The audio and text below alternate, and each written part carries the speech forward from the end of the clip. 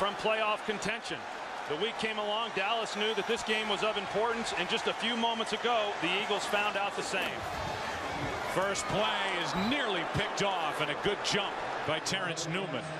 Stepped in front of Deshaun Jackson, and we'll see a lot, Troy, of Terrence Newman and Deshaun Jackson hooked up during the course of this day.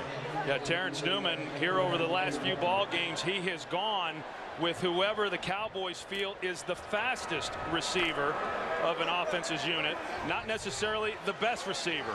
Therefore, in this game, Terrence Newman, for the most part, will be on Deshaun Jackson. Newman, a former track star at Kansas State. He can run. On 2nd and 10, McNabb throws. Selleck, the tight end, wide open. 20 yards and a first down for Philadelphia. Well, the Eagles start out. They know that they've got to be able to protect. The Cowboys lead the NFL in sacks, getting pressure on the quarterback. Donovan has time, and a good route by tight end Selleck. He looks to the inside, gets Keith Davis. Keith Davis looks like he's hobbled a little bit, but he went to the inside, got Keith Davis turned, and then went back out to the sideline and an easy completion. L.J. Smith is not active. The usual starter at tight end has an injured shoulder. Play action. McNabb gets protection and then overshoots everybody. There was some contact with Terrence Newman and Deshaun Jackson. No flag as that ball landed out of the back of the end zone. 2nd and 10. This is an offensive line, when you think protection for McNabb, that's allowed only 22 sacks this season. They don't allow one here today. That would tie a Philadelphia record for fewest allowed in a season. Group up front did it for the Eagles back in 1981.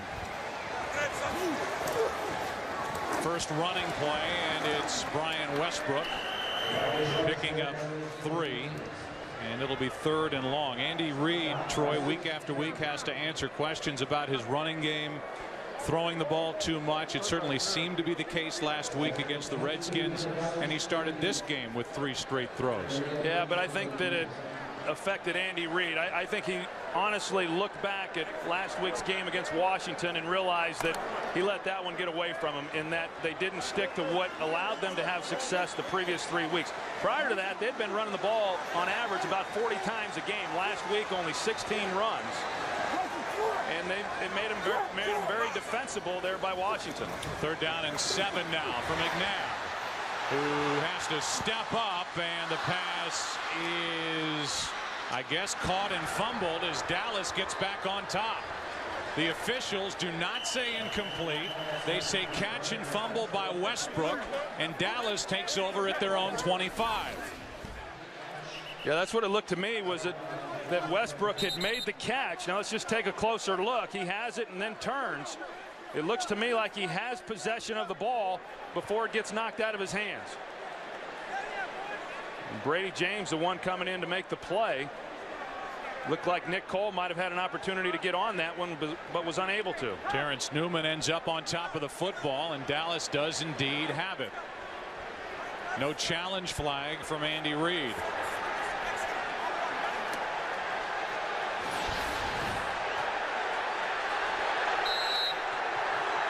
And he tucks it away. A new audience joins us. This has turned into a playoff game here in Philadelphia. First possession for Dallas. It's Tashard Choice picking up 2. If you did just join us, Philadelphia started with a football at their own 40 as a Nick Folk kickoff went out of bounds, then moved it down into Dallas territory. We're on the edge of field goal range, and then moments ago, Brian Westbrook made the catch over the middle, secured it, fumbled it on the hit by Brady James, and Dallas has it now 2nd and 8.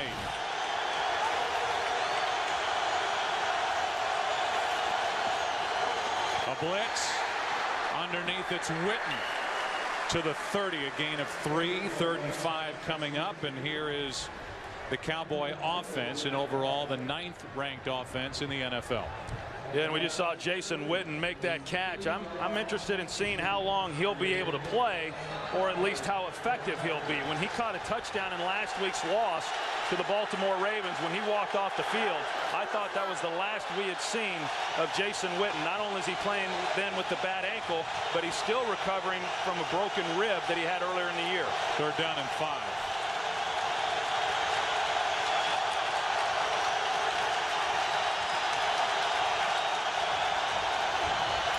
Another blitz pass behind Creighton. 4th down. So a 3 and out from Tony Romo in this Dallas offense. I'll tell you what, Jim Johnson on those last 2 plays, I think they got a lot from watching that game last week with the Baltimore Ravens and some of the things that they were able to have some success doing.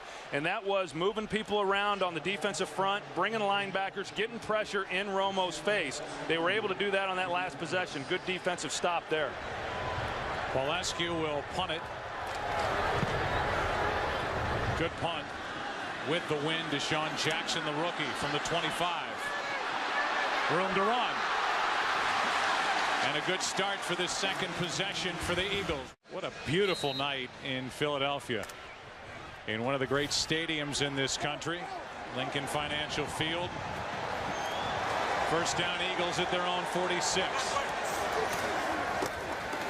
Westbrook picks up 2. Brian Westbrook had over 100 total yards and 3 touchdowns in the first meeting between these 2 clubs. Terrell Owens has had success this year and last year playing with the Cowboys against his former team, the Eagles. Dallas just went 3 and out. 2nd and 8 for Philadelphia.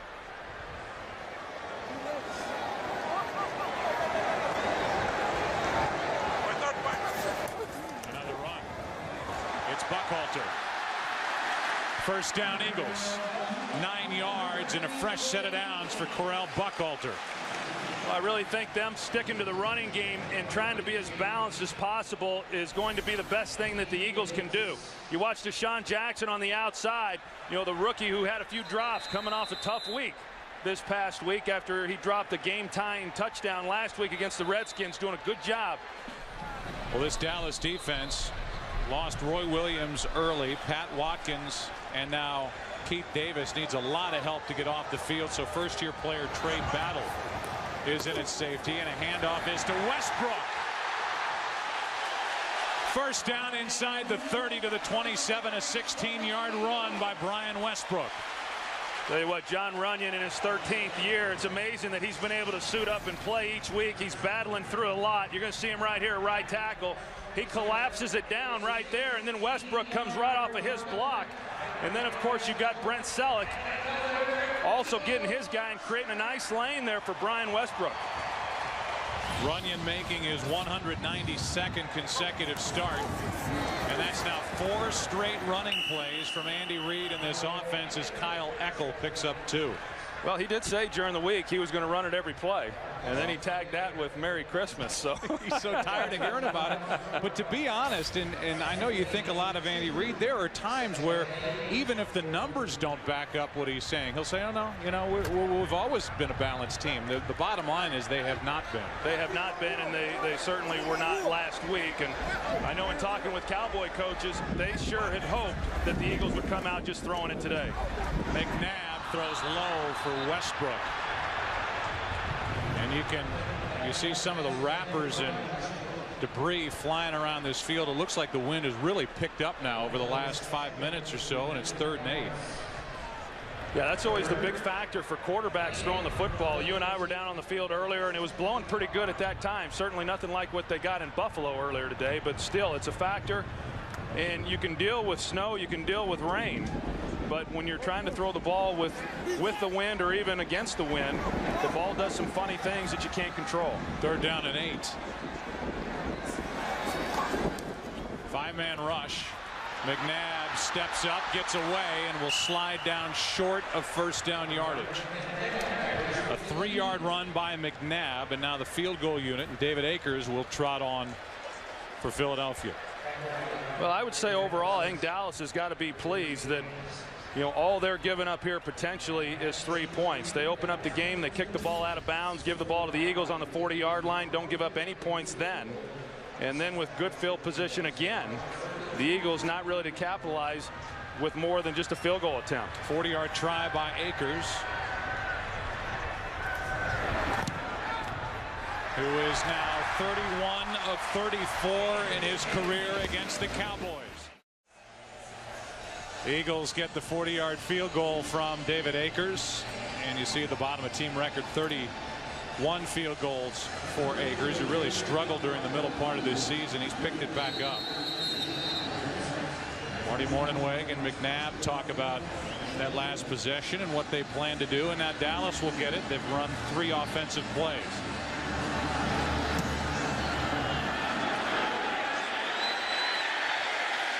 And they'll start this possession at their own 20 as Pac-Man takes a knee. And now dealing with the elements. Wind blowing the football around as the Cowboys will start at their own 20, down by 3. No sign of Marion Barber yet. It was dislocated little toe on his right foot. Crowd's in it. Tashard Choice gets it. Runs into Akeem Jordan and fights for 3. 2nd and 7. Quick throw, T.O. And the former Eagle bounces off Sheldon Brown. And he's brought down 1.5 yards shy of a first down. You know, it's a good job by Tony Romo recognizing that they did not put anybody out on Terrell Owens, and by that I mean they didn't line up anybody right on him. Typically in the slot you're going to see, and then he comes off and it's Dawkins and they hand it to him. But look at the guys who pursue to get there. 4 green helmets right there surrounding Terrell Owens, and that's going to be the real key, and Jim Johnson knows that. I mean, when you talk about a guy who knows a receiver, Jim Johnson had an opportunity for 2 years to watch this guy in practice and then watch him on Sundays, and he knows what has to be done. Handoff is to Choice, and he has enough for a first down. I think it almost gets lost in what's gone on with this Dallas team because of the play of Tashard Choice, who's been very good since taking over, and now Flozell Adams is down. Very good since taking over from Marion Barber, but take Tashard Choice out of it. That is one of the biggest weapons any team has in the NFL, Marion Barber, who's been virtually a non-factor since Thanksgiving. Yeah, I think even like what you said, Joe, Tashard Choice has done everything that they could have hoped that he would do over the last 3 games. But Marion Barber just really brings the emotion to this offensive unit. Quick throw by Romo, and he hits his tight end Martellus Bennett. Brought down by Dawkins, a gain of 6. We look at this defense, and a defense that is directed by Jim Johnson has been flying around. They've allowed an average of just over 11 points per game in the month of December. Very good on 3rd down, and Jim Johnson loves to blitz, and so this offensive line for the Cowboys will be tested here tonight. And his defense has just gotten better and better with each week, and they're an undersized group up front. And Dallas looks at it like, well, maybe our size will be to our advantage, but they didn't run the ball very well in week 2 against the Eagles either, and so far in this game they haven't run it very well either. And off is to Choice, and he's short of a first down. Parker made the play, a gain of 3, and it will be 4th down and a little less than 1 yard. Rather 3rd down, beg your pardon. And so now 3rd down and 1 as Jaquay Parker made that play. So 3rd and 1, not 4th down, with 5:40 and counting left. And there is Jason Garrett, a highly paid offensive coordinator who has taken some hits here in 2008. Yeah, it's a little tough for the 2nd time around. You know, last year he was everybody's darling, and this year it's been a little tougher, but I still think he's done a heck of a job. Choice has a first down for Dallas as he picks up 3. This offensive line for the Cowboys is missing Kyle Kozar, who played in only 3 games this year at left guard. Then Montre Holland, after Corey Proctor struggled, took over, had 2 starts, looked good, but now he's out with a foot and ankle problem. So Corey Proctor is back in there and making his 10th start overall, protecting Romo. Barber in the game.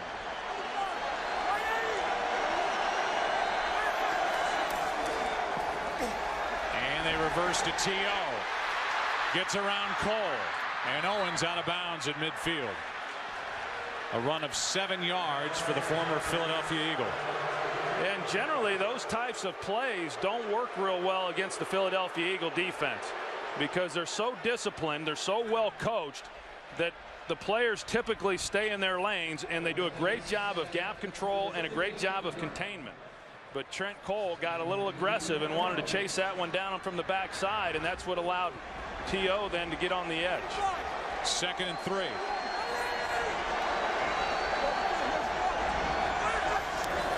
Toss to Barber running right. Gets a block, has a first down for Dallas. The Cowboys are showing that they can run the ball against this Philadelphia defense, which has been outstanding defending against the run the last 4 games. Yeah, you watch Quentin Michael here. Now this is a run blitz here. He's going to hit the gap. He's thinking run inside downhill between the tackles, but instead the Cowboys run the toss. They're out to the weak side with Marion Barber. A good call against what the defense was trying to do, and a nice gain. The number 6 ranked run defense are the Eagles. First down, Dallas. Quick throw off the left hand of Creighton, and after the juggle, he can't hang on. That play was there as well, and Creighton and Romo couldn't hook up. Yeah, I think that whether you're talking about Terrell Owens or Patrick Creighton or Roy Williams, it doesn't matter. If you give those guys free access off the line, they're going to be able to get in the seams, and more times than not, Tony Romo is going to be able to put it on them. You know, we had a chance to visit with Jim Johnson, and you got to mix it up. But what he would really like to do in this game, both against Roy Williams as well as Terrell Owens, he would like to get physical with those two at the line of scrimmage. 10th play of this drive.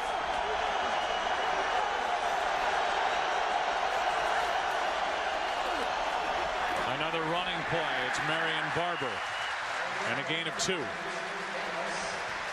Broderick Bunkley, who has played very well up front defensively for Jim Johnson, made the tackle.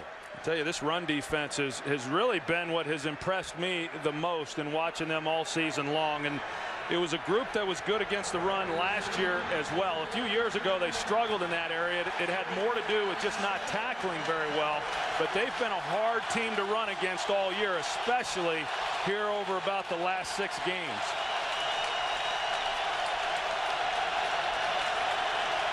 Third down and 8.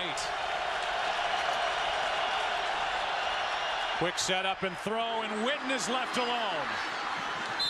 Witten hops out of bounds with a Cowboy first down at the Philadelphia 24. A catch and run of 17 yards. You know, a nice design, a real simple design offensively. Every team that runs football runs this play. And you're going to see Asante Samuel, he just jumps the slant. And because Brian Dawkins is coming on the blitz, he then turns Jason Witten loose in the flat. And I don't know if Brian Dawkins expected Jason Witten to be blocking, but it was certainly his man in coverage. 3 third down conversions on this drive for Dallas.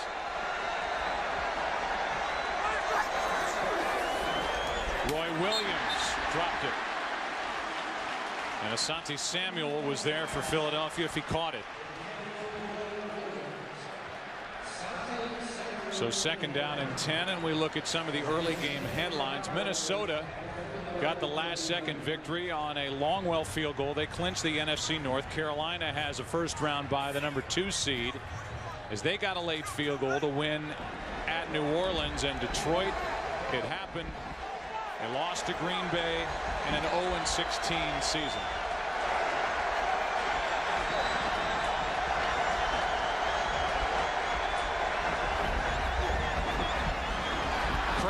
The catch, and he's to the 15-yard line, a yard shy of a first down. 3rd and 1 coming up. You know what the Eagles are doing is they're just so committed to getting pressure on Tony Romo. They're going to bring him right here. That is what allows Patrick Creighton then to get a free release off the line of scrimmage. And once he gets the ball in his hands, then you just got to make sure you make the tackle. And Brian Dawkins does that, but not until after there's a pretty nice gain on the play.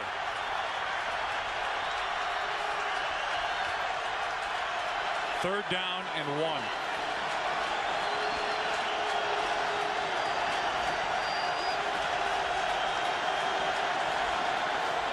They fake the handoff. Romo throws to Roy Williams. They ask him to get the first down, and he can't. Joselio Hansen made the play for the Eagles. You know, Tony had some time in the pocket, and I think Roy Williams was saying, don't throw it to me. There's a defender right on me. But the secondary did such a nice job of covering everyone else. You see Hansen there. He's right on Roy Williams, waiting to see what Romo's going to do. That's a good job tackling a big guy in the open field. And so now Nick Folk will try from 37.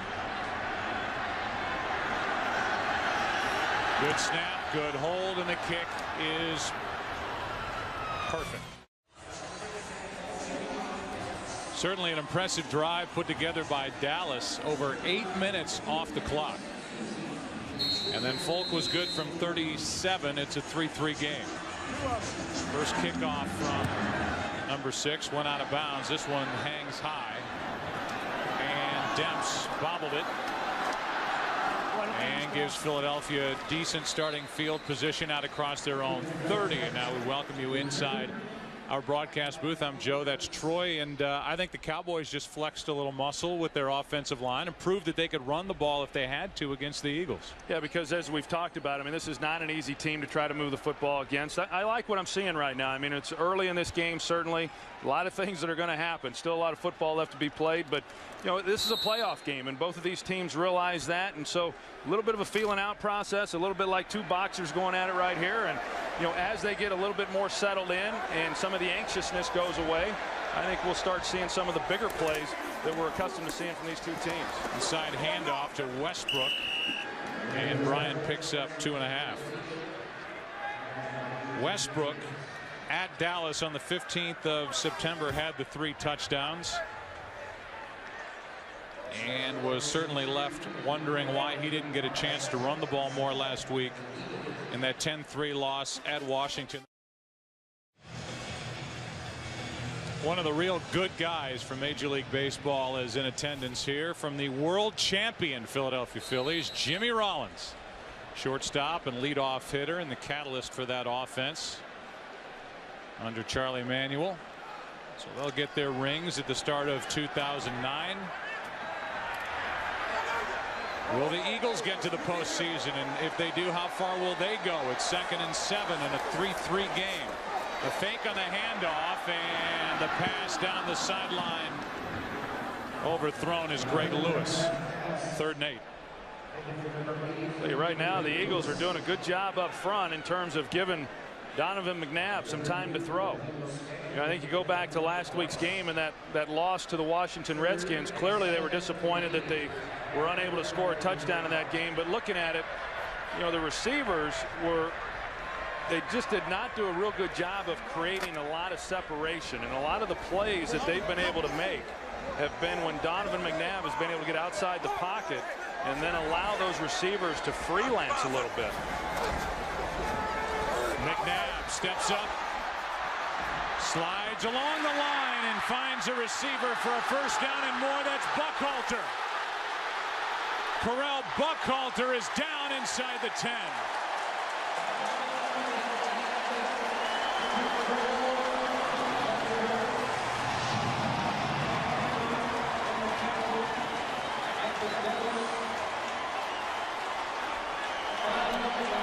This is just what I was talking about. You're going to see Donovan McNabb. He's looking downfield, doesn't really feel that he's got anything, gets pressure, steps up, and then it's just a scramble drill, and it's a matter of Correll Buckhalter making a move and finding himself open, and then Donovan McNabb being able to get the ball into his hands.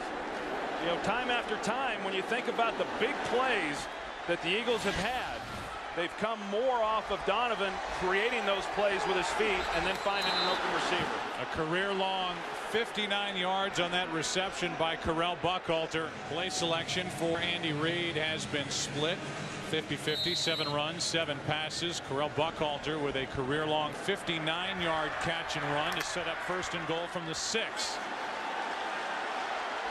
Eagles have their first red zone appearance in this game. They're 2 for their last 12. Westbrook is brought down short of the goal line.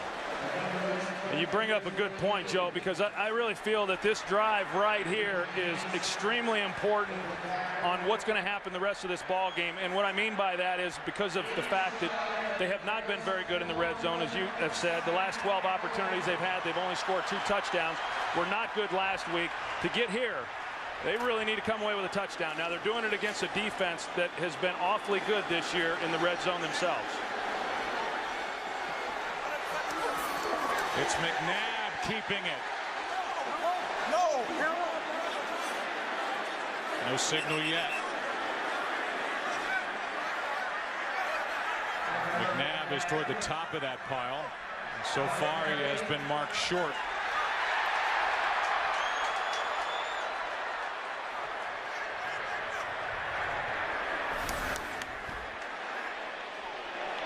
Yeah, I mean, you get down in here, there's never a conclusive shot that shows whether or not the ball crossed the plane. But, you know, you think back to that game against Chicago, which, you know, is just as important a loss in keeping them from getting into the playoffs before this game came about. And I think they've got to go for it even on 4th down if they don't make it here on 3rd down. I think it's extremely important for their psyche to punch this one in.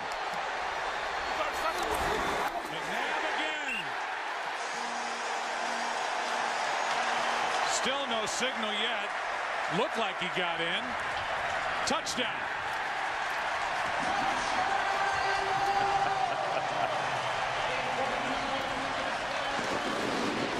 Well, you talk about that Chicago Bears game in particular. Brian Westbrook was not available.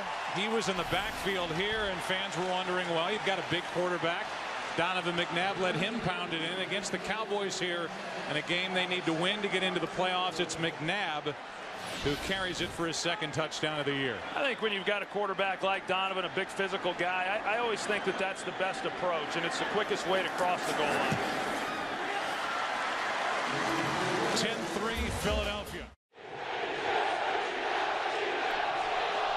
The fans here serenade the Eagles with Fly, Eagles Fly. And Brian Dawkins leading the cheer as Miles Austin on the return.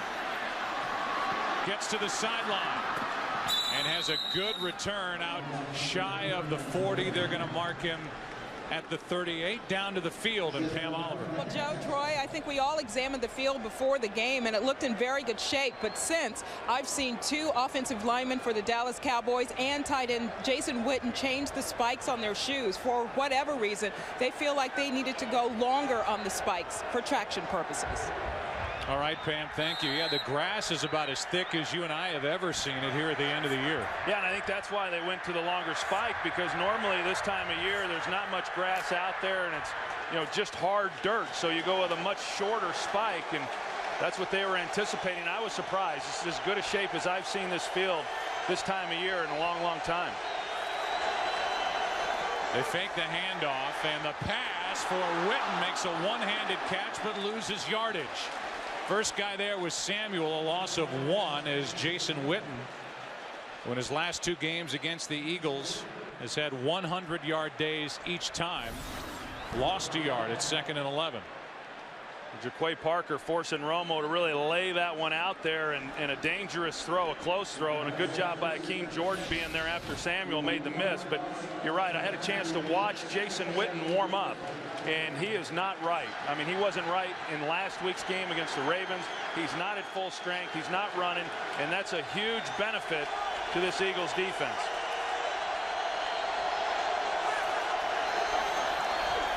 Play action, trying to set up a screen for Bennett, and Romo wisely just throws it into his shins.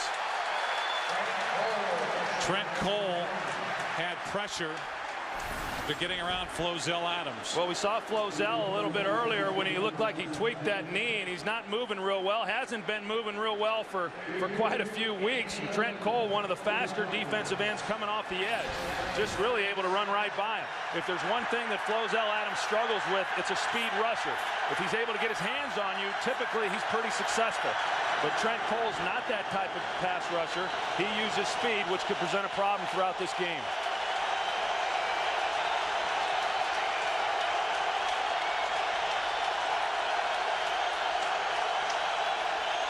Third down and and 11. Romo throws as he backs up, and the pass incomplete. Terrell Owens and Quentin Michael both were fighting for it, and eventually it fell to the ground. Pressure by Clemens in the face of Tony Romo. There's no doubt that Jim Johnson is going with what he talked about. We want to get pressure on Tony Romo. If we can do that, there's going to be balls that are thrown up, and that was another throw that Tony has got to be careful with. You think back to big games, and as I said a little earlier, generally it's who makes the fewest bad plays that goes on to win those types of games. Polescu just got it away, and Deshaun Jackson watches it head out of bounds. The Eagles have been going with playoff beards, a lot of them up until their loss last week against the Redskins. Yeah, and we all kind of thought that they would shave them, but I'm not surprised to see that at least Andy Reid has not. I think that had they have shaved them, it would have been admitting that their season was over, but they were still holding out hope, and the beards worked for them this week. It's a rugged look that Andy Reid is striving for. Here's Westbrook bouncing it, and Brian Westbrook picks up 9.5.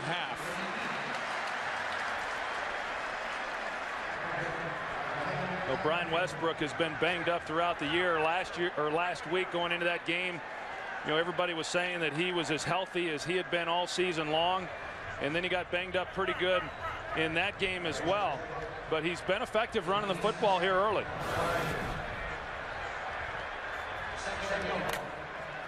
Westbrook's had rib injury and ankle injury. A little gimpy getting off the field there. It's 2nd and 1. Handoff is to Eckel, and he goes backward.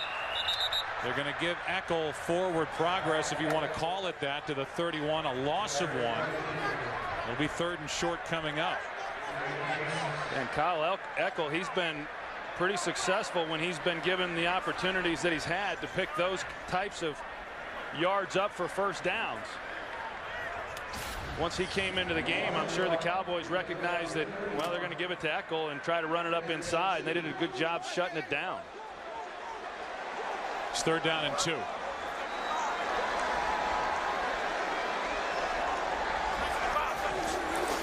Out of the shotgun, pressure on McNabb, and down he goes. It's Brady James.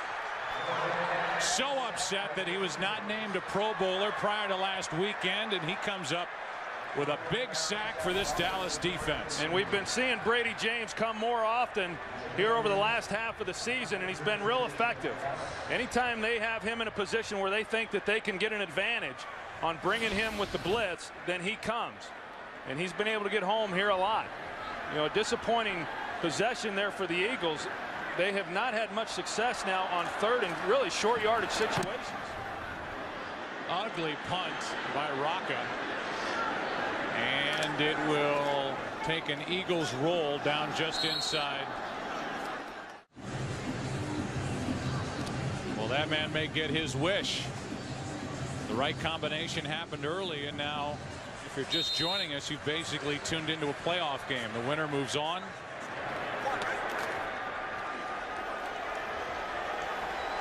The losing team goes home. 4th possession for the Cowboys, down 7.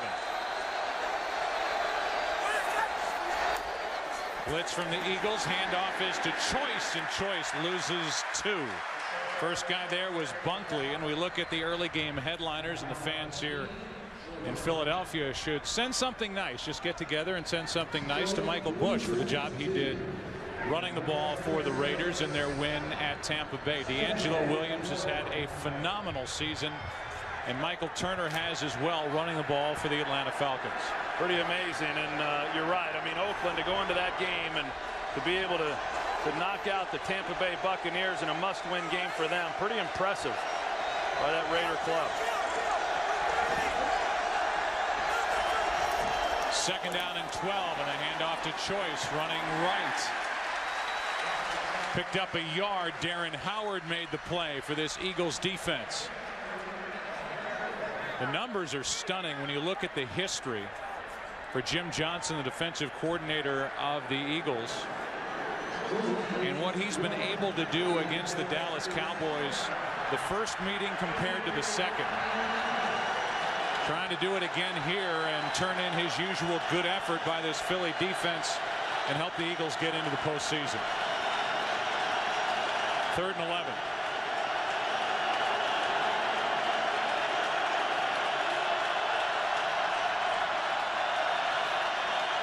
Another blitz. Romo steps up and throws high for Roy Williams. Another 3 and out in the 3rd and 4 possessions for this Dallas offense. Well, defensively, the Eagles are just so good on 1st down, and so what generally happens is teams are faced with 3rd and long. And as we talk about every time we cover the Eagles, that's when Jim Johnson, that's when he gets real creative and brings a lot of different looks, brings a lot of pressures. He brings the pressure again there, as he has throughout this first half, and good coverage on the back end by Asante Samuel. Paul Askew punts it. Deshaun Jackson just shy of the 30. Philadelphia up by 7, and they will start at their own 29.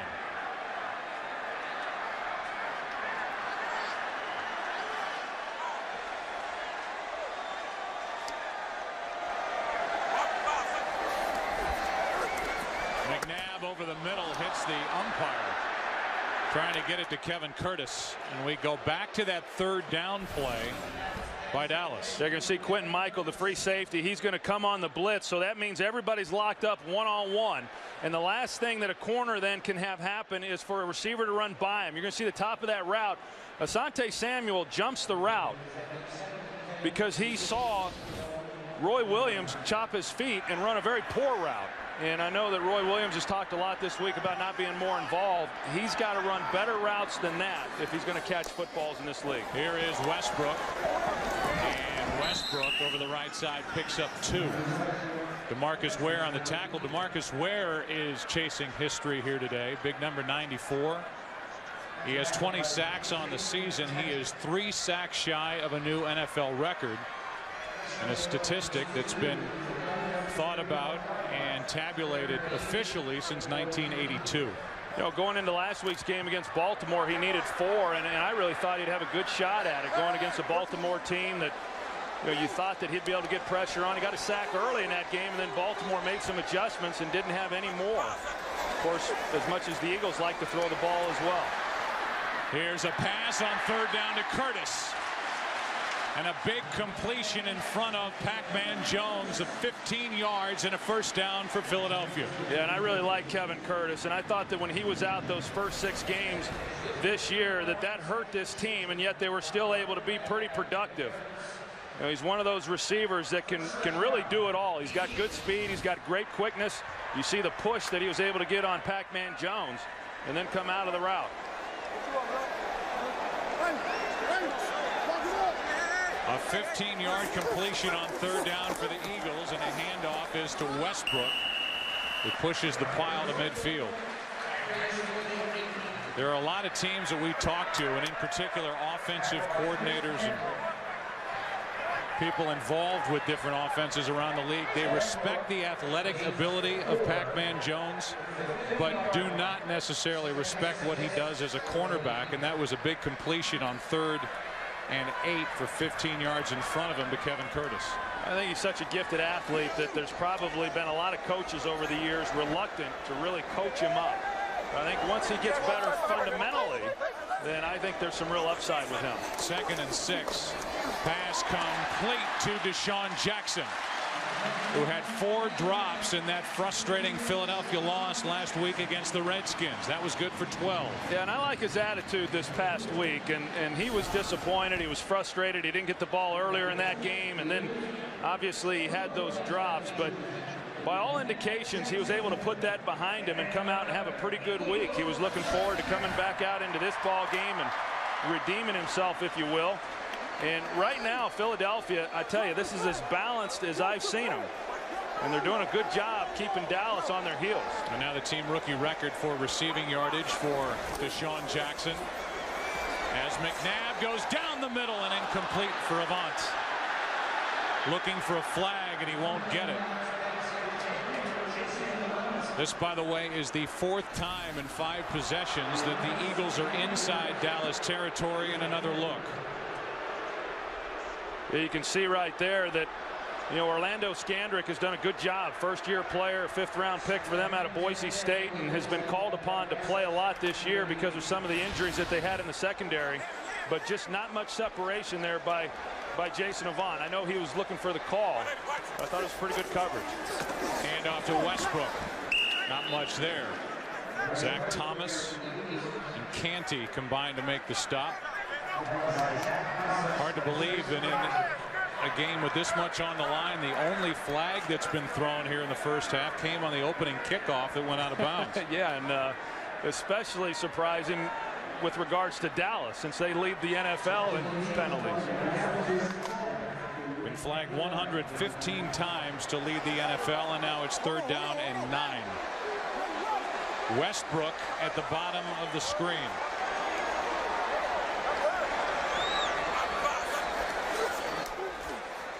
McNabb to his right. What a pass! 1st and goal. Deshaun Jackson. What a throw from Donovan McNabb. Well, really good job by Andy Reid and Marty Morningwig, offensive coordinator, splitting Brian Westbrook out. And what that then did was it forced them to go into single coverage on the outside, and Donovan McNabb recognizes that. And you've got Deshaun Jackson, the rookie, working against the best corner right now for the Dallas Cowboys, and Terrence Newman, and he runs right by him. Of course, it took a perfect throw, as you said, Joe, by Donovan McNabb to get the completion. 34-yard completion to Deshaun Jackson. And now Westbrook forces his way forward for a yard. Let's go back to that throw. That's about as good as it gets from number 5. Boy, it sure is. And he's had a number of these throughout his career, and he throws this ball very well. The Eagles run a lot of these vertical routes, and that's perfect. You want to lay it to the outside. The receiver's got outside positioning. Just a great executed play there by the rookie and Donovan. And 2 big 3rd and long completions by McNabb in this Eagles offense on this drive. 2nd and goal. Westbrook tries the right side, nowhere to go. And DeMarcus Ware was back there to make the play, a loss of 2, and now it's 3rd and goal. It really is surprising to me the number of problems that Philadelphia has had down here in the red zone. We talked about it when they got down here before and got the touchdown with Donovan, but even last year they were not very good in the red zone, and that was a priority for them this past offseason, that they knew they needed to get better, and they thought that they had some key guys with some size, Hank Baskett, Jason Avant, that could make some plays, even Reggie Brown, but it just hasn't really happened for them. What'll it be on 3rd and goal? Westbrook again at the bottom of your screen. McNabb underneath. Buckhalter. Touchdown.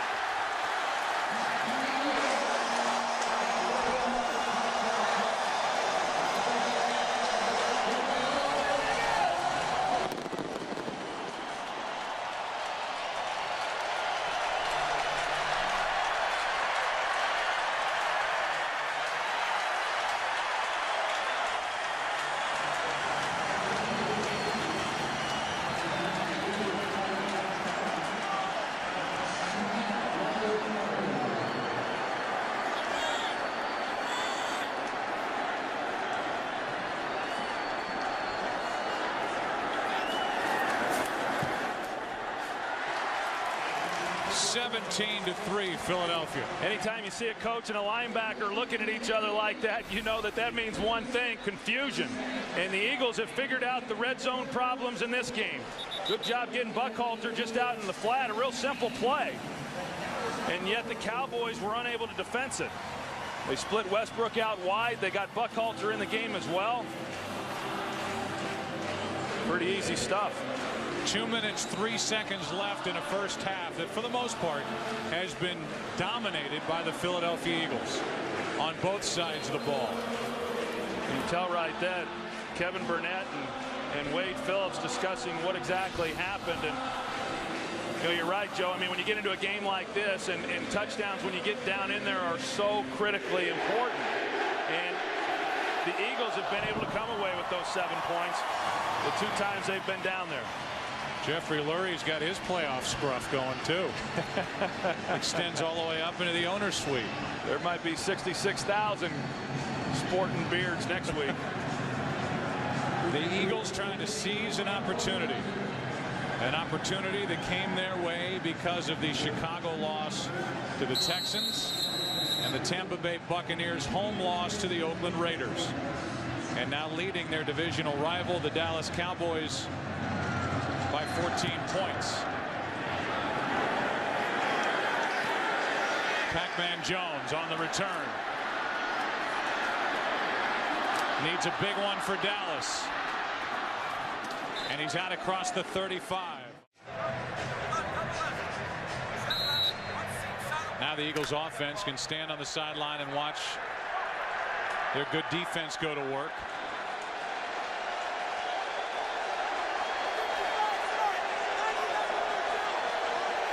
There's a long list of people, not just players, that have a lot to prove here today by the Dallas Cowboys. Romo is on that list as this pass is broken up for Roy Williams by Sheldon Brown. Yeah, you go back and take a look at the scoring play. You're going to see Brian Westbrook here. He's going out, and the Cowboys are a little slow getting out to cover him with Ken Hamlin. But look at the confusion right in here as far as who's got who. And what ultimately happens then is Anthony Henry is then on Correll Buckhalter, and it should have been Burnett, the linebacker, is what it looked like to me. And so the confusion, and it shouldn't have confused them. It's a set that they run very often, and they oftentimes split Brian Westbrook out wide. Romo throws underneath to his favorite target, Witten, who, bad knee and all, fights his way for a Dallas first down. What an effort by Jason Witten. Well, great effort by Jason Witten, and I'll tell you, a good job there by Philadelphia, because Jason was trying to get out of bounds to stop the clock, and Akeem Jordan, he gets him, he holds him up, and then Quentin Michael pulls him back into the field of play, so the clock keeps running. Dallas has all 3 of their timeouts remaining as this pass is to Terrell Owens, who will hop out of bounds. Let's go down to the field and Pam Oliver. Well, Joe, you just talked about Jason Witten. We know how tough he is, but we're seeing just how tough he is. His ankle is not only sprained. Witten told me before the game that he has a slight ligament tear in that ankle. He blew it off as nothing serious. He doesn't expect to have any type of surgery after the season. But so far, you know, he's a warrior, and he's playing like one. He is definitely on that list of the tough guys in this league. Well, the guy does it all. He's a coach's dream is what he is. 2nd and 5 for Dallas, down by 14. This one to the sideline. Williams wasn't looking for it. Sheldon Brown with the interception. And Romo and Roy Williams were not on the same page. There is a flag down in the middle of the field. Holding, offense, number 71, penalty is declined, first down. You know, Joe, I'm not sure what the route was, and I'm not real sure what the throw was. Nothing looked good. You're going to see Roy Williams on the outside, and he wasn't expecting the ball, obviously, but Romo was very indecisive, it looked to me, when he made the throw. I mean, he wants to go there, but it looked like he just wasn't real sure exactly what he was seeing or what Roy Williams was going to do, and therefore the ball was underthrown. And it's been a long time. Been a long time since Sheldon Brown has been able to get an interception. His first in the last 20 games. The starting right corner for the Eagles, and that interception stops that drive by the Cowboys. And now an opportunity for the Eagles to add to their lead. They have 2 timeouts remaining, and this pass is off the hands of Deshaun Jackson. Incomplete. So a drop by Jackson coming up on the Visa halftime report. Kurt, Terry, Howie, Michael, and Jimmy will have scores and highlights from around the league, and the Fox Sports ticker will keep you updated with up-to-the-second stats. Tony Romo cannot get away from his 0-2 record in the playoffs, cannot get away from his 5-7 record in December. More interceptions than touchdowns. And so far, 1 interception, no touchdowns in this game.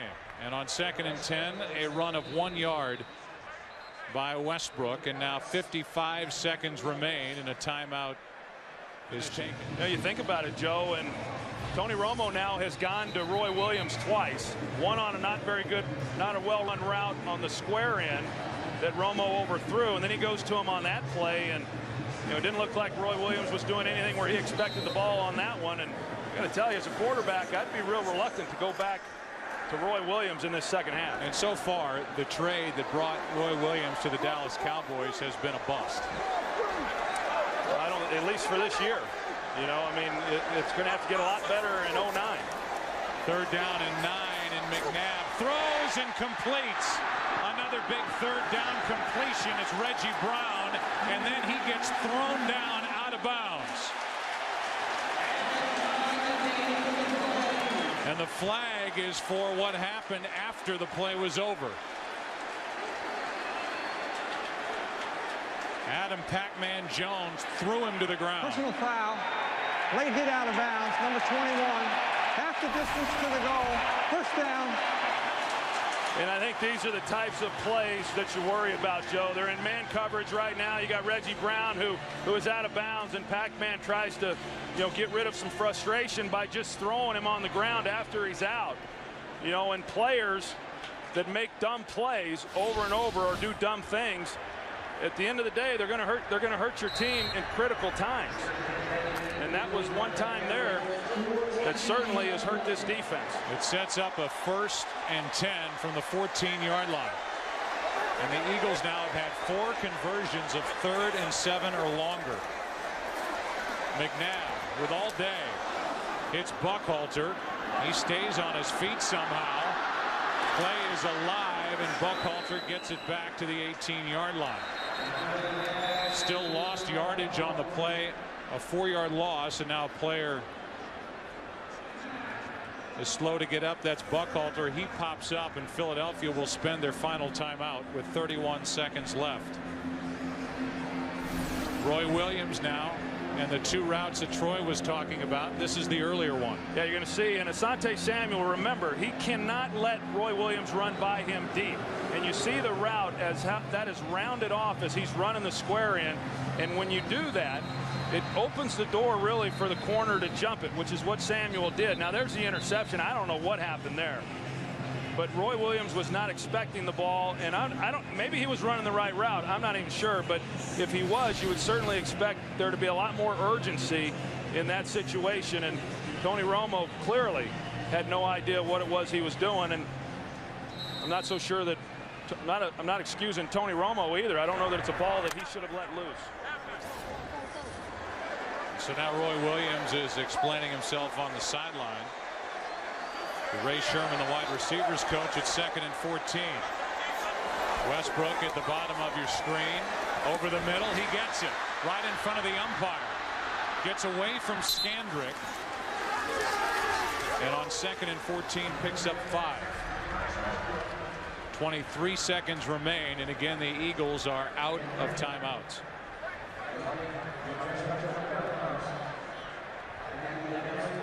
So now 3rd down and 9. And Andy Reid has had his team ready for this game. The Dallas Cowboys do not look ready for this battle in Philadelphia.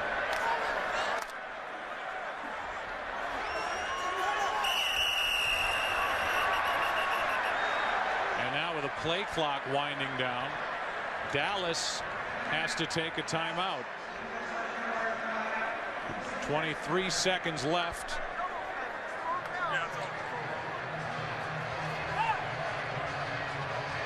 And it'll be 3rd down and 9 when play resumes. This has been, I would say, first of all, for the Eagles, they've dominated this first half of play. And for the Dallas Cowboys, they've looked confused at times, and they have been rolled over here by the Eagles. Yeah, and I thought the Eagles, even if they didn't have a chance of getting into the playoffs, I really felt that they were going to come into this ball game and play very, very well. Now, clearly, a lot on the line. I think if you look at Dallas, 2 acquisitions that they made that were going to make them a better team, whether that's Roy Williams or whether that's Pac-Man Jones. And here in this first half, both those players with key, errors that have hurt their football team dramatically.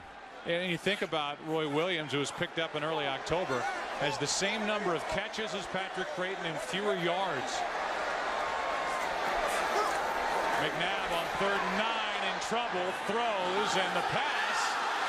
There's going to be a flag thrown as Terrence Newman never got his head around.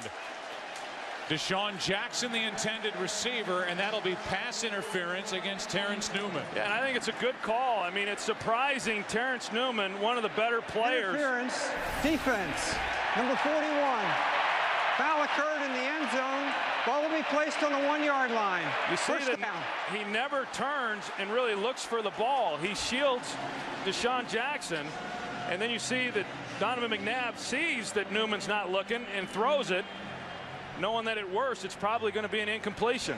A good job by Deshaun. One, it's a good job by Donovan McNabb giving him an opportunity, but Deshaun Jackson staying alive and trying to make a play on it and not showing that the ball was coming until right before it arrived. So now what do? You have 1st and goal from the 1. You have no timeouts remaining if you're Philadelphia. They fake the handoff, throw, touchdown Selleck.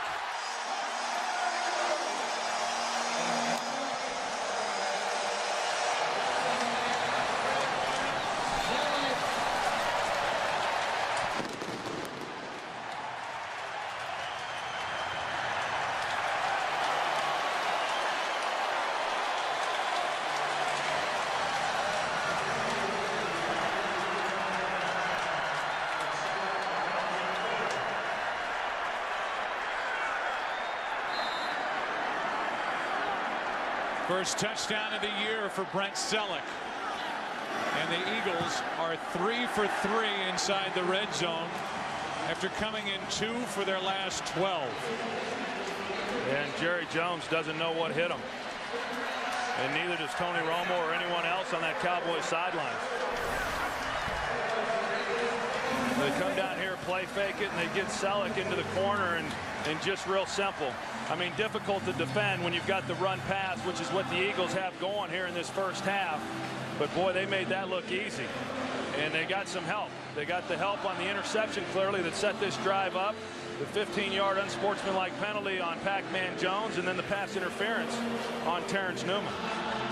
And for Donovan McNabb, 2 touchdown passes, a touchdown run, all in this second quarter for a guy with articles written today and a lot of conversation about this could very well be his last game as a Philadelphia Eagle. If it is, he certainly put together a heck of a first half, and he has made a pretty strong case for what he said during the week, that he'd like to get a new deal done here with the Eagles, which in some regard is taken as he wants to get this situation brought to a head and either move on or get locked in here with the Philadelphia Eagles. Yeah, and one is because he'd like a big signing bonus, and I understand that part of it. But then, two, you know, I get it. He's tired of being asked for the last 2 years now, hey, are you going to come back? You know, what's going to happen? A new deal would eliminate all that conversation.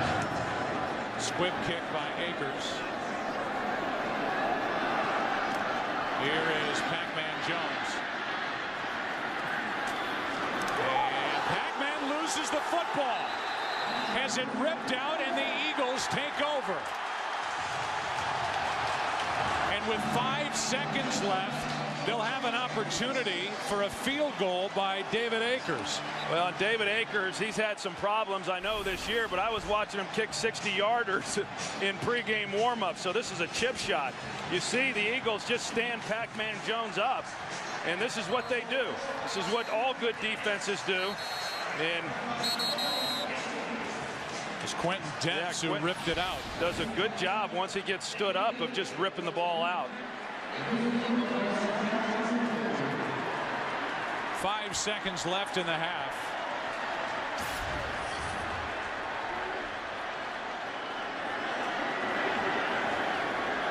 And here is a 50-yard try by Akers. 1 for 4 from this distance this season. More points for the Eagles, who lead at 27-3. Some smiles on that Dallas sideline prior to this game. Nobody's smiling now as you look at the numbers from a dominating first half by the Eagles over Dallas. And Wade Phillips has to wonder what's in the future with regard to this second half and what's in the future with regard to his job with this Dallas team if they don't play better than they did in that first half of play.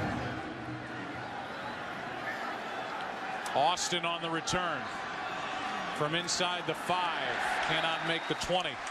Considine on the tackle. Let's go down to the field and Pam Oliver. Hey there, Joe. Wade Phillips said what you might expect. We need to play better. He also said he feels like the Cowboys do have the stuff, though, to pull off a comeback. Meantime, Andy Reid says being a long shot to even make it to this point, he said that put a fire under my team. And as far as how they've been able to keep their heels on the Dallas Cowboys, he credits their pass-run ratio and also how well the defense is blitzing. Pam, thank you. We've seen Andy Reid a number of times turn to this crowd and implore them to make some noise. Down by 24. The Cowboys start at their 19. Quick throw to Creighton. Tackle made by Quentin Michael, a gain of 3. You know, you'd like to stand here and say, well, we're going to find out what the Cowboys are all about, but we were saying that before this game started. You know, but I do think that Dallas right now is going to get into more of a hurry-up mode. It's all about getting snaps. How many snaps can they rattle off? And I know that this team offensively can get dangerous when they're in that can't-lose mentality. So can Philly, though, when they expect a team to drop back and throw the rest of this game. Jim Johnson is at his best. Instead, it's an inside handoff to Tashard Choice, and he picks up 11. Bunkley downfield to make the tackle. No, you're right, and I think that that's why running the football there, you know, was a nice play for Dallas. I mean, it's easy when you're down 24 points to all of a sudden get into this mentality that we have to throw on every down, and that would be playing right into the hands of Philadelphia. Jim Johnson, as well as anybody in the league as a defensive coordinator, he'll have those guys coming and getting after Romo.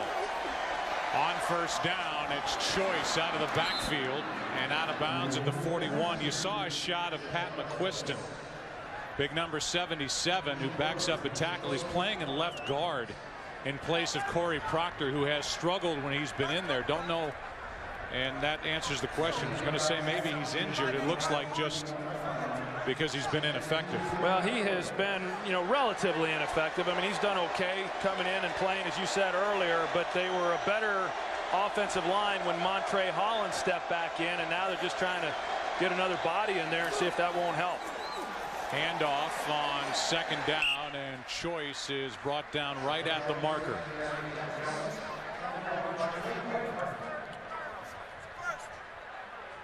And we will see if it's enough for a first down. Instead, we're going to have a measurement as the Eagles outscored the Cowboys 17-0 in the last 2 minutes 3 seconds of that first half, and 24 unanswered points in the last 12+ minutes. And somehow Tony Romo is able to smile down there on that field as he's in conversation waiting for the measurement.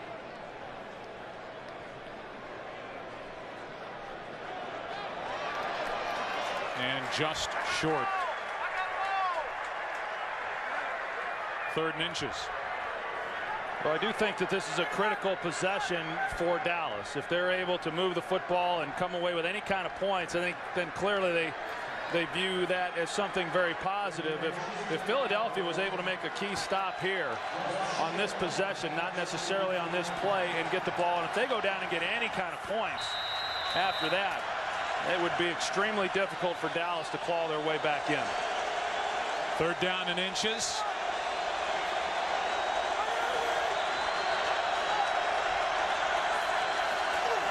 Quick throw to Terrell Owens, incomplete. It skips into Terrell Owens. You know, they're faced with a decision right now, but I don't know that there really is a decision. You see Tony Romo, initially it looked like they were going to bring out the punt team, and here they come. And I just think that for the Cowboys, they have to go for it here on 4th down. But the punt team was sent onto the field, and I think the only person that sent him off the field was Romo. I think Wade Phillips was hoping to keep his punt team out there, and Romo said, get off the field. And then Romo picks up the first down. I mean, who's running the show down there? Well, that's debatable. Let's go! Gun! But a first down for Dallas, so Tony Romo just took it himself. Here's Romo. The punt team, they're kind of on the field. Now they're all on the field, and Tony Romo is telling them to get off. Wade Phillips had a look of confusion on his face, and then Romo just took the snap and plowed forward for a first down. And Romo keeps the play alive. Got away from Cole and now throws to Witten. He throws down the field for Owens. And Terrell Owens stays on his feet and is down inside the 15. What a play that was almost blown up at the beginning by Trent Cole. Well, everything looked legal, but you got Andy Reid out on the field right now trying to get an official's attention. And it looked like he may try to throw the red flag to get that challenge, but he's not reaching for it. Romo, that was a backward pass there.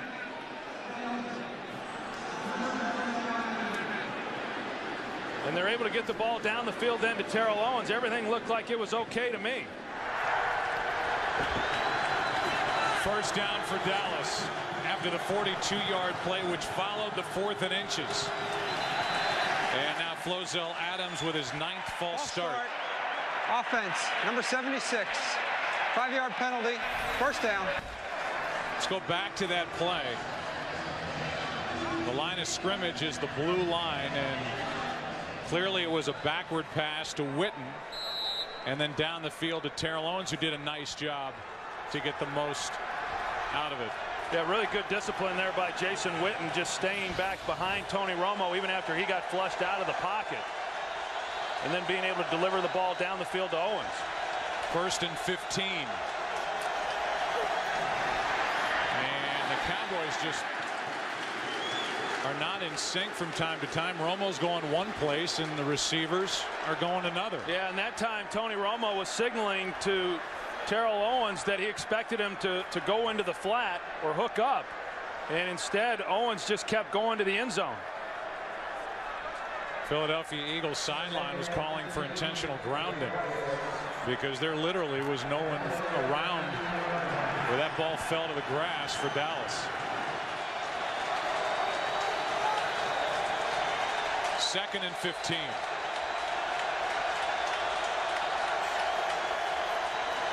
Another blitz from the Eagles, and knocked out of the hand by Dawkins. Fumble by Romo down the field. Clemens, a stiff arm and a touchdown.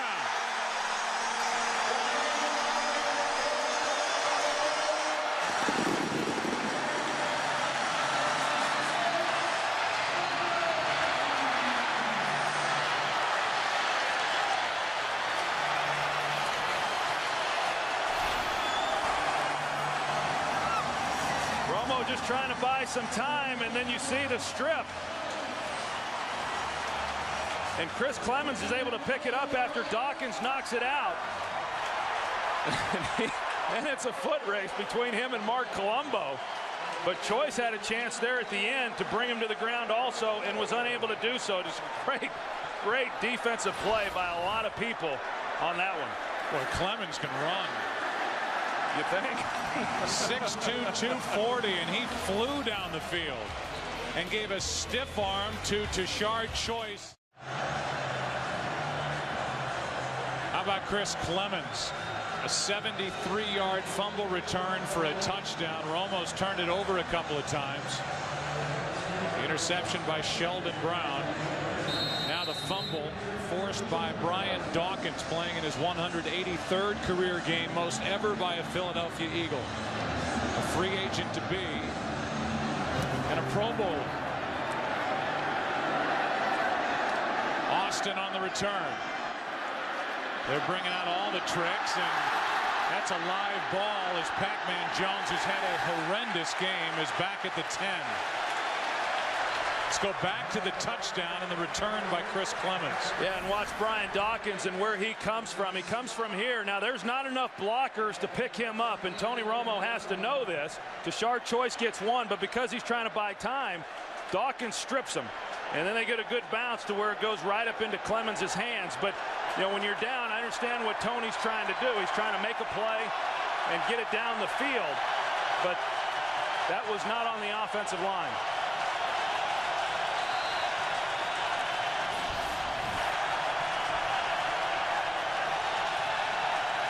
I think Brian Dawkins is going to be back next year. It looks like they all will, the way they're playing right now. 31 unanswered points put up by the Eagles. Romo buys time, hits Patrick Creighton, who has a lot of room to run. Gets behind Bradley, the middle linebacker, and Akeem Jordan makes the play. 22-yard catch and run. Well, the NFC playoff picture is pretty crystal clear right now. You've got the 4 divisional leaders. Giants are the #1 seed. The Carolina Panthers the #2 seed, followed by the Vikings and Cardinals. The wild card teams at the moment, Atlanta has clinched a spot, and Philadelphia with a win here would leapfrog the Cowboys and be the #6 seed as Terrell Owens makes the catch at the 40. Well, what you see right now, and the right thing is, Jim Johnson knows that the last thing they can do is give up a big play or give up easy points. So they're playing very, very soft, making Tony Romo come underneath, hit the easy passes. The Cowboys may collect a lot of yardage here in this second half offensively, but it's going to be because the Eagles are going to let them have some things uncontested. 2nd and 3, and that's broken up by Quentin Michael as he got his right hand in front of Jason Witten. Tell you what a great find they have in him. Quentin Michael, the starter this year for the first time, and a lot of people thought that he was worthy of being voted into the Pro Bowl and probably will be next year, but a free agent and a guy who's been just outstanding. In fact, Jim Johnson said that he's probably been their defensive MVP. It's now 3rd and 3.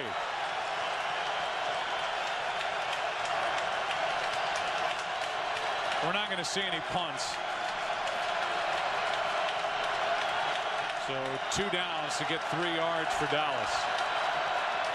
As Barber carries it, Jordan cannot bring him down before Barber picks up 4 and a Dallas first down.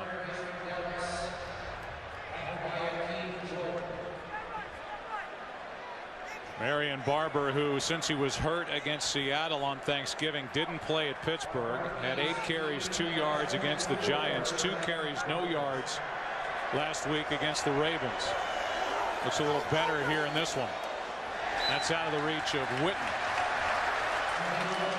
Yeah, you talk about Marion Barber, and you just wonder how his year would have been a little different if a guy like Felix Jones had stayed healthy. You know, Marion Barber, as most people know, was not the starter a year ago. That was Julius Jones, and then this year he's been carrying the bulk of the load. But that would not have been the case if Felix Jones, the rookie out of Arkansas, hadn't have been injured so early in the season. And I just think the wear and tear on Marion Barber has had a real impact on him. Saw that record for Dallas since 2000, 0-8 in the regular season finale. Romo gets away from Parker and now will try and pick up a couple of extra yards as he got around to Asante Samuel. Gain of 8.5. The numbers for the Dallas Cowboys overall are not good in December and January since 1997. And for Tony Romo, since he took over as a starter, a sub-500 record, and has really struggled, whereas in the first 3 months of the season he has been one of the best in the NFL.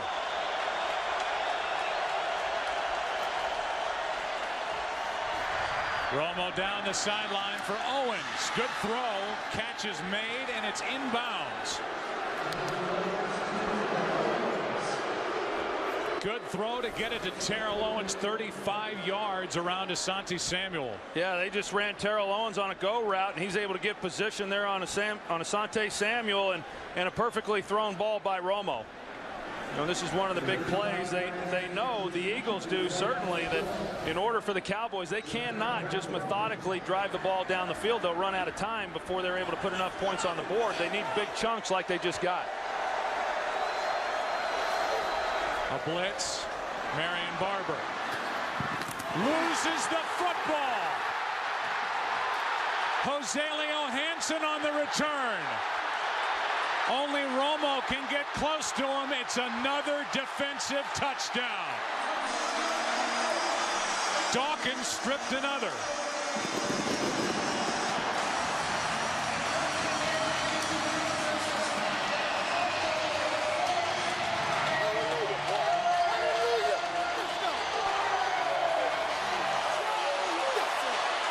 I think the party started a while ago, but if it didn't, it sure has now. And that party has been led by number 20. Brian Dawkins has forced 2 fumbles that have been turned into touchdowns. The last one by Joselio Hansen.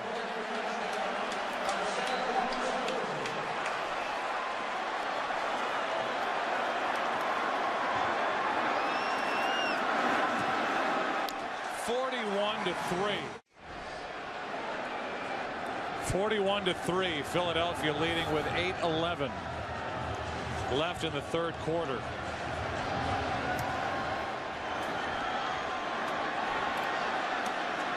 Pac-Man Jones on another return. Out to the 30. And I don't think he's going to take his foot off the gas either. Neither will Jim Johnson. You wouldn't expect, as Roy Williams can't make the catch.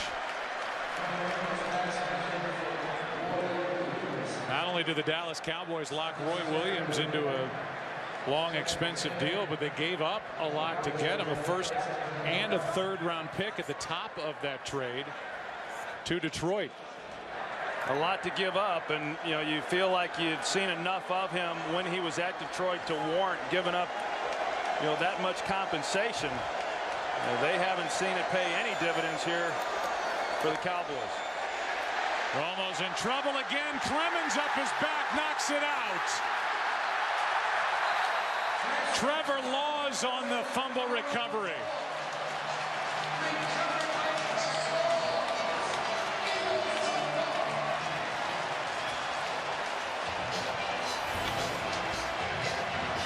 Well, we've seen this act before. I mean, it's just Tony trying to make a play and then just not understanding that there's pressure behind him, and Clemens being able to knock it out. And it goes back to what we talked about early in this game, Joe, that, you know, the winner of this game was going to be who made the fewest bad plays, and there's been a lot of them to choose from as far as Dallas is concerned. Chris Clemens was getting an IV fluid packet halftime in the locker room. Wasn't even out on the field for the start of the second half with a kickoff. Has a fumble return for a touchdown, and now this one for Reggie Brown is incomplete, which kind of plays into what's going on here with Dallas. As you watch Corell Buckhalter hit the hole hard.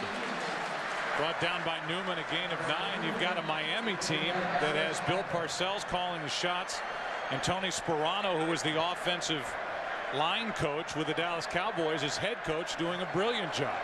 Yeah, and I think Dallas misses both of those guys.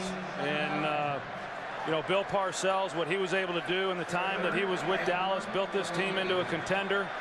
Tony Sperano, who had been the offensive coordinator prior to Jason Garrett taking over last year. But I think that they do miss a coach like Tony Sperano, and both Parcells and Sperano have done a great job for that Miami organization. Corell Buckhalter, Ken Hamlin makes a play off the edge. And Buckhalter is brought down short of first down yardage. And I think that's probably, Joe, what's got to be the most frustrating part for Jerry Jones, in that you're talking about a Miami team that had won one game all of last year. Nobody expected anything from them. And then you've got a Cowboy team that most people were picking to go to the Super Bowl, and that was based on the fact that many, and I still think a lot of people still believe that this is the most talented football team in the NFL. But as we all know, talented teams don't always win championships. The team part of it could be questioned. No doubt there are a lot of talented individuals on this Dallas Cowboy club. As Akers hits from 41. Eagles have outscored Dallas 41-0 in the last 21+ minutes. The offense for the Cowboys, even when they've been able to move the ball and have gotten the ball into the red zone of the Eagles, have turned it over twice and have led directly to 2 Eagle touchdowns. Defensive scores as Miles Austin returns the kick out to the 25. And there's a story to be told down on that Dallas sideline. A lot of frustration. Tank Johnson is letting some of his frustration out with what has transpired here in this game. There's been a lot of players for Dallas letting frustration out over the last several weeks. And I think that's part of the reason why they're not playing to the level that their talent would warrant. You know, I said a little bit earlier that the most talented team doesn't always win championships. More importantly, the most talented team isn't always a team. First down at their own 25.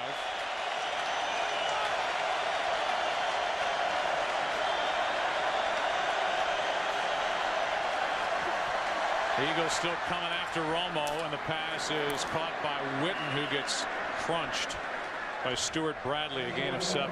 Yeah, I think for Philadelphia right now, I mean, you look at this score, 41-point lead, that, you know, I would expect them to maybe start resting some players because they now have that luxury, knowing that they're going to be playing next week on the road, to use this as somewhat of a bye, at least in the second half. But, you know, these players, they're having too much fun. I mean, these are the games you want to be a part of. 2nd and 3, and now Terrell Owens with a drop right off his hands. And this crowd will love that. Yeah, they've been showering him with a lot of noise every time that he's anywhere near the ball and when it's being thrown to him. And, you know, obviously a ball that should have been caught.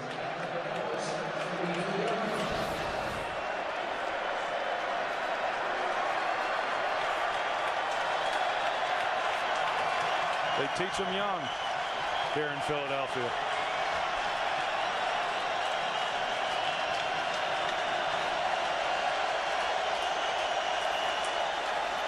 Third down and 3, and this one's nearly picked off by Bradley as he stepped in front of Jason Witten. And now on 4th down, just to try and restore some order to this game, the Cowboys send the punt team on. Yeah, you know, they recognize that this is a losing battle, and, you know, what's the point? You know, they can run up 60 points if they kept going for it on 4th down right now. And so then you ask the question, you know, how much longer is Dallas going to keep a guy like Tony Romo in the lineup? I mean, he's got a long off season, a lot longer after this game ends than what he had anticipated. Valescu hits it, and Deshaun Jackson stays away.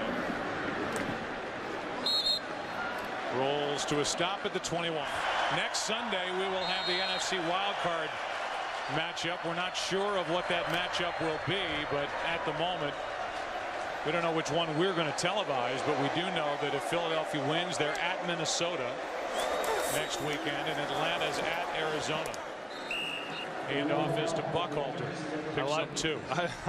I like that. So you're still saying if Philadelphia wins? Well, I don't know. I'm not the savvy old veteran, but yeah, okay. I just refuse to fall into that trap. Although, just so you know, numbers wise, if the Dallas Cowboys are able to come back in this game, and it'll be the greatest comeback and win statistic ever. Ever.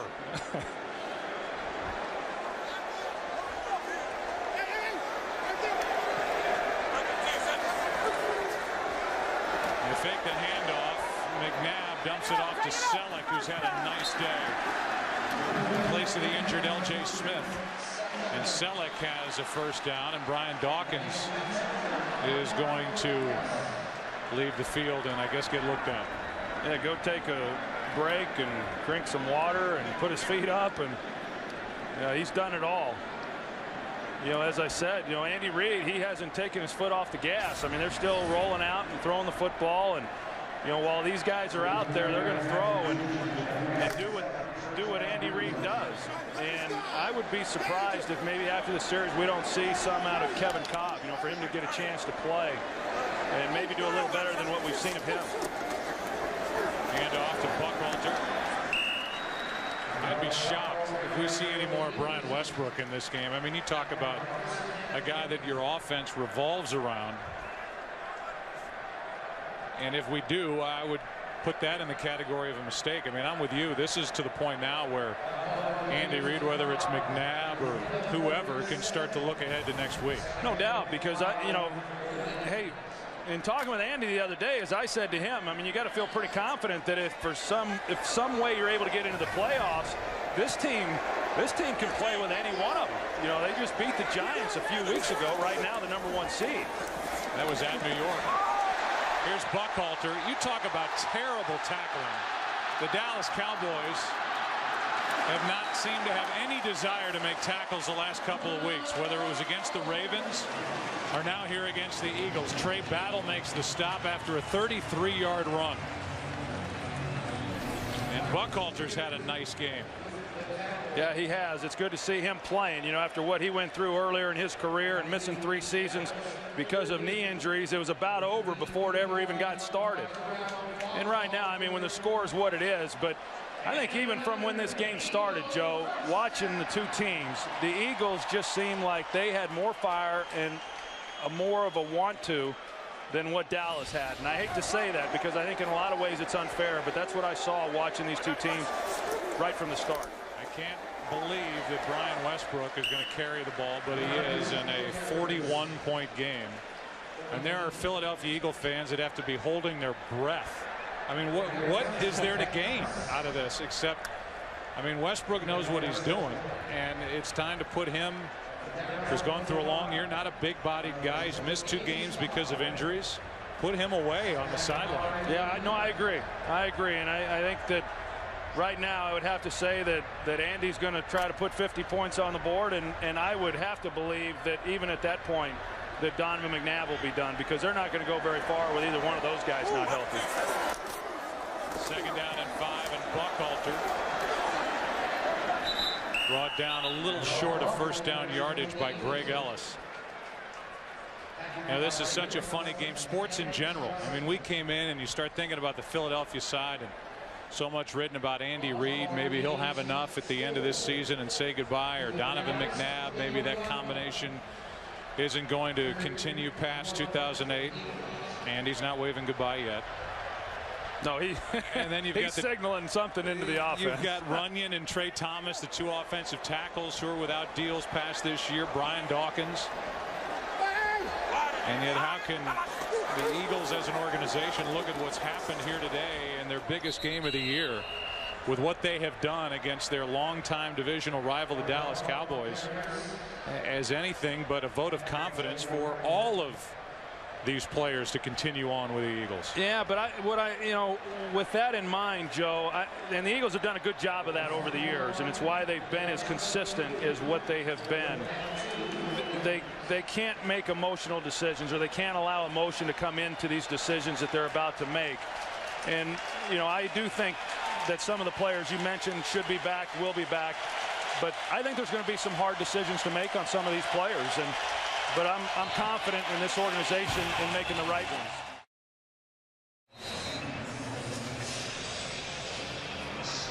It's 4th down and 2 for Philadelphia, and a 40-yard try now from Akers, who is 3 for 3 and has only missed 3 field goals in his career against Dallas. And this one is wide left. So it remains 44-3. So Akers 3 out of 4 on the day, and there have been 5 Philadelphia takeaways 27 points off those takeaways.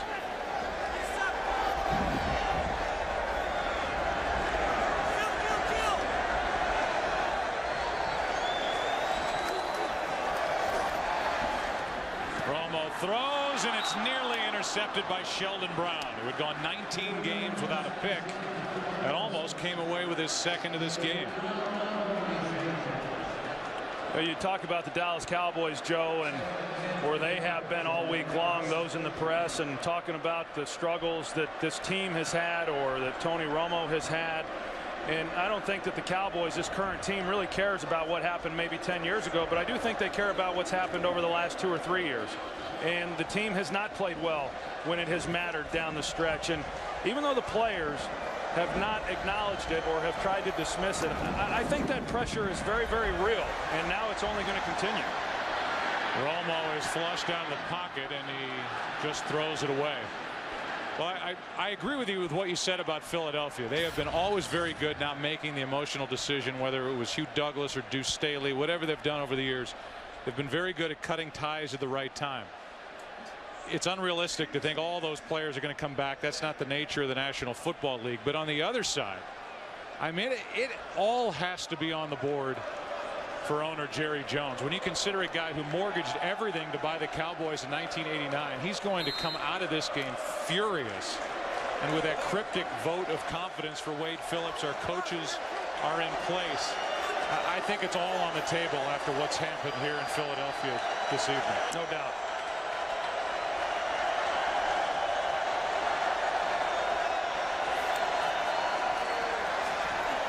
Pass is complete to Roy Williams, just his second catch of this game. Go Kong on the tackle, a gain of 8.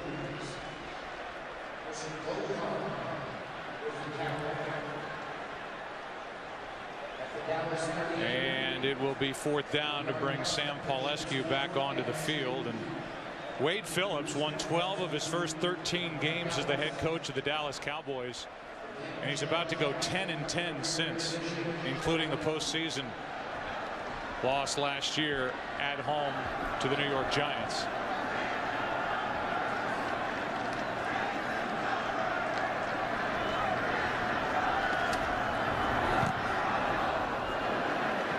Paulescu hits it. Deshaun Jackson with a fair catch.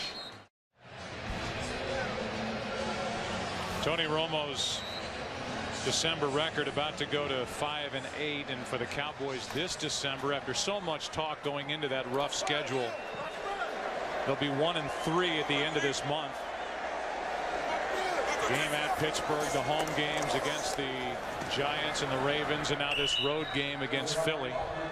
Hand off to Buckhalter, and he gained half a yard to Marcus Ware on the tackle, and it would be obvious by now, as Terrell Owens has been shaking out that hand during the commercial break, that DeMarcus Ware is going to come up short of the single season sack record. What a year he's had. 20 sacks. He's played hurt, hyperextended left knee. Played through that the week after Thanksgiving. 20 sacks on the season to this point. How much more are the Eagles going to throw the ball up by 41? Maybe not at all, as Buckhalter carries it over the right side, gain 3. And I think to follow up on that, Joe, I think it goes back to a conversation I had this week with corner Terrence Newman, and you know, what happens if this Cowboy team doesn't make it to the playoffs? He said everything's for naught. Well, DeMarcus Ware's sacks are for naught. The signing of Tony Romo, you know, and what they paid him is for naught. The signing of Roy Williams and Terrell, you know, all the things, all the steps that were put in place for this team to be successful this year and then into the future, for this season anyway, is for naught. I mean, a lot of money was spent signing bonuses in order to give this team a chance. Unfathomable to think that this team won't even make it into postseason play. Quick throw to Reggie Brown, broken up by Mike Jenkins, and it's 4th down. And in case you're wondering, the largest margin of victory in this series between the Eagles and Cowboys, 36 points. The Eagles won 43-7. The second game of this series in 1961. The Cowboys came in 1960. Rocca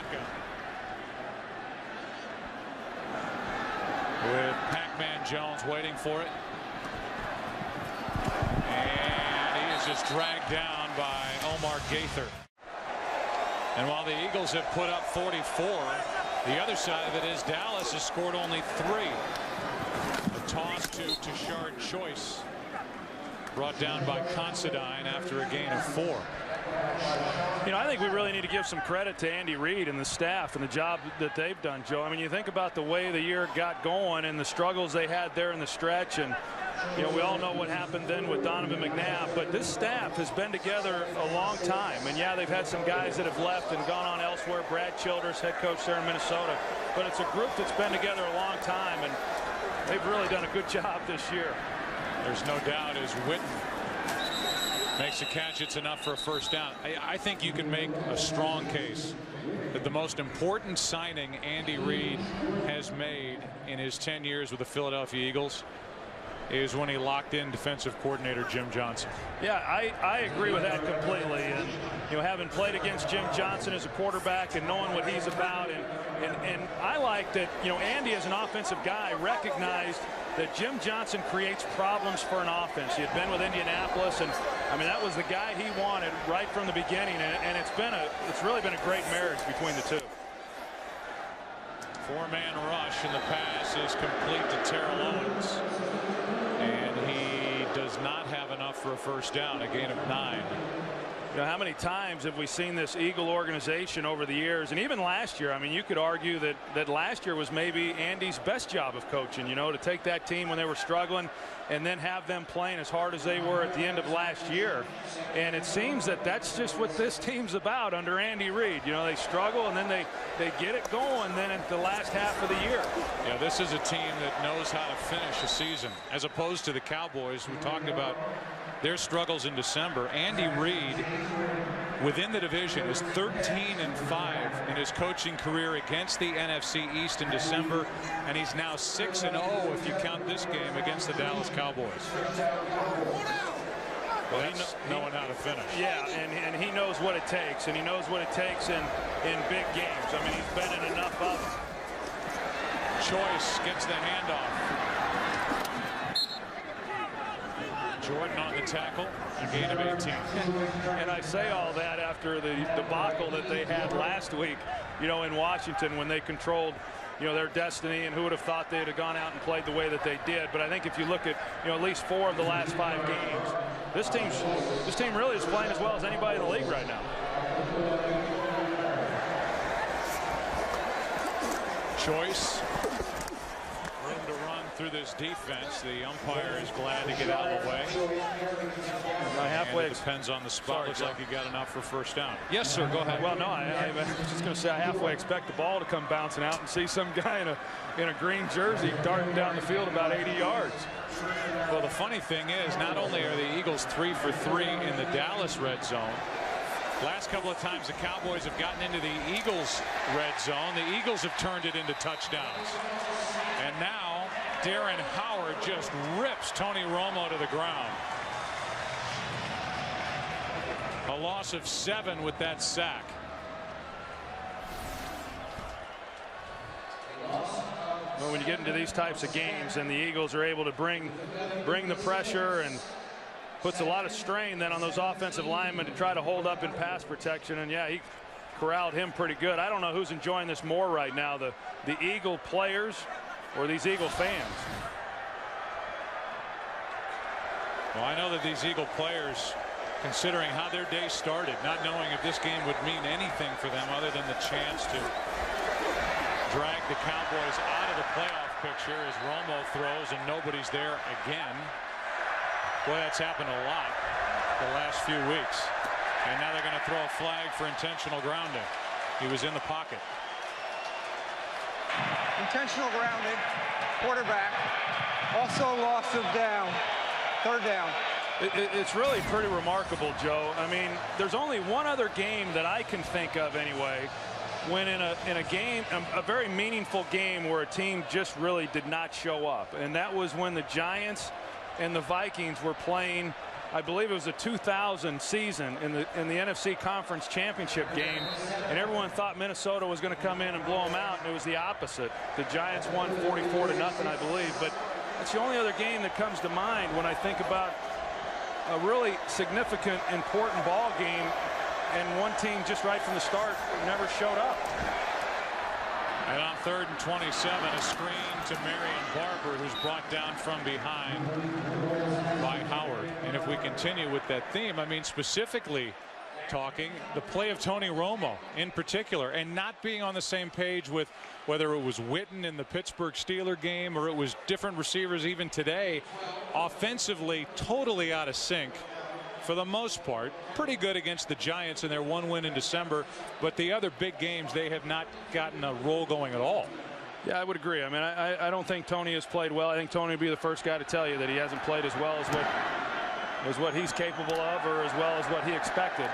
Having said that, I think there were a lot of other problems out here today. Eagles are about to get the football back.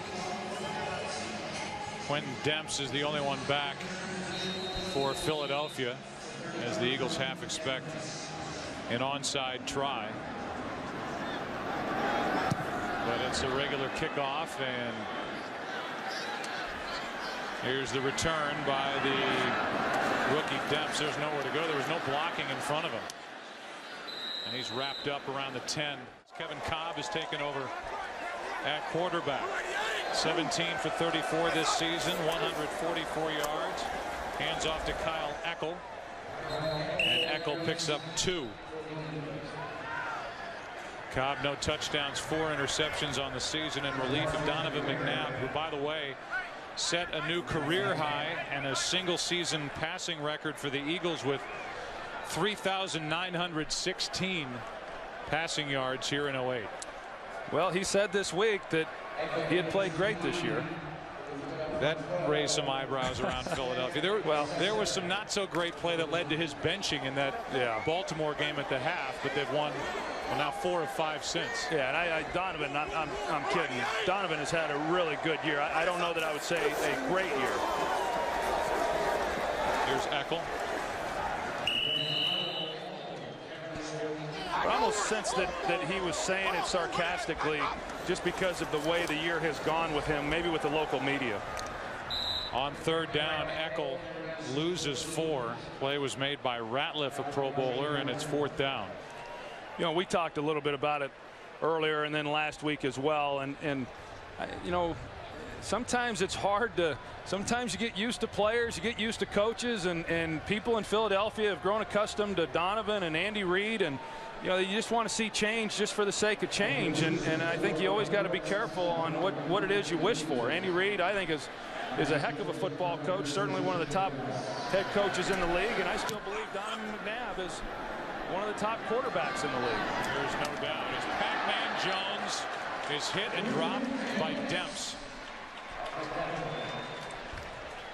The Dallas Cowboys offense down by 38. Well, the only thing that's going to be longer and more painful is the next 6 months.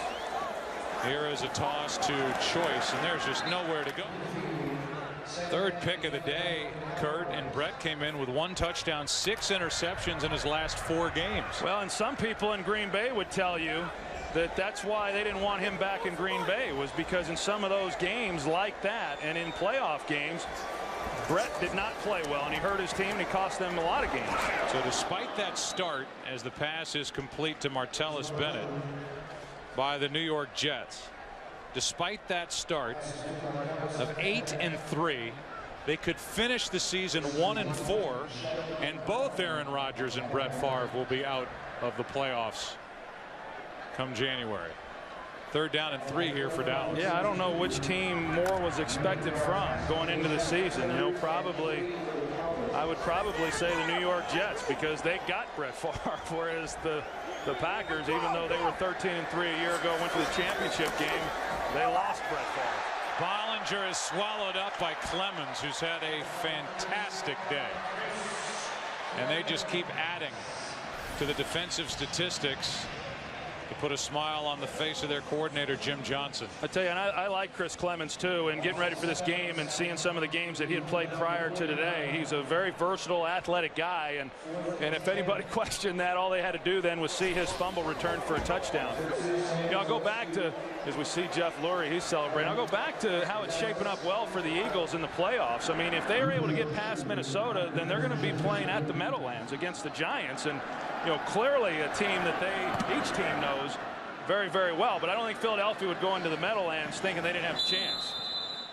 Polescu hit a good punt. Out of bounds at the 2. Well, they got something to be happy about, right? Well, you also have the Brad Childress factor. The former offensive coordinator here with Andy Reid and the Philadelphia Eagles, now finally getting the Vikings their first divisional championship since 2000. And that will be one of the 2 matchups. The other one, as you look at what's coming up, the OT presented by Lowe's right after the game. The other matchup is really interesting because you've got an Arizona team that got off to that fast start. They're winning. Last time I looked at the scores, and we're winning big at home against Seattle, but they've really stumbled down the stretch, and now that game's a little tighter, 31-21 against an Atlanta team, Troy, that was 4-12 a year ago. Hand the reins over to Mike Smith, the new head coach, and the football over to Matt Ryan, and here they are. They almost won the division. Well, I got to tell you, what I've seen of Matt Ryan, the Atlanta Falcons, I think they're going to be around a while. I mean, when you look at the Philadelphia Eagles, Jeff Lurie and bringing in Donovan McNabb, or you think of the Indianapolis Colts and Peyton Manning. I mean, when you've got a guy who you can start building things around, and they thought they had that guy in Michael Vick, but they now have it, and they know they have it in Matt Ryan. I think the Atlanta Falcons are going to be around a while. They are the number 5 seed. The Eagles will be the number 6 seed as Eckel bounces off a tackle. Comes up a yard shy of a first down, then kicks his legs into the gut of Brady James, and we are fast approaching the 2-minute warning. And when you talked about Andy Reid, Troy, this will now be the 7th time he has taken the Eagles into the playoffs in 10 years as the head coach here in Philadelphia. Well, I thought it was crazy that there were some thinking that maybe Andy Reid's job was at risk if he didn't win this game. I don't think, I'd be shocked if that ever entered Jeff Lurie's mind. Asante Samuel, who was handed big dollars by Jeffrey Lurie coming into this season, celebrating. Jeffrey, he's got his beard going too. I mean, it's there. The scruff is there. 3rd down and 1. And a first down carry by Kyle Eckel, who won't go down. They call him the Admiral.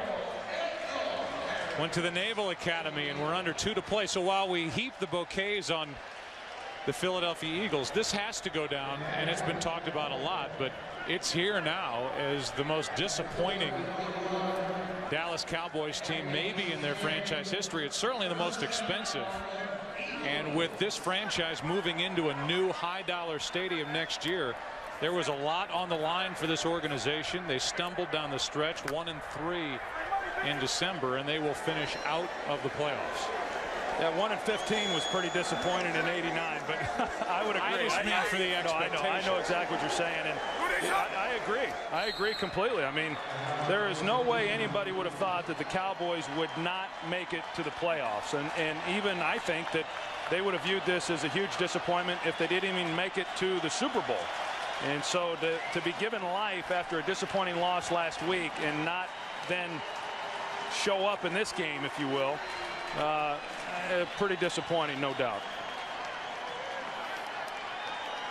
So coming up on 40 seconds left, and there'll be one more snap, and that will be it. We'll have bonus coverage coming of the Arizona-Seattle game. Arizona playoff team. They'll go in as the number 4 seed. And Andy Reid's Philadelphia Eagles, it happened. How many Eagles players, Andy Reid, Eagle fans woke up today and thought, you know what, we've got a shot at this thing. They needed everything to break right. It did.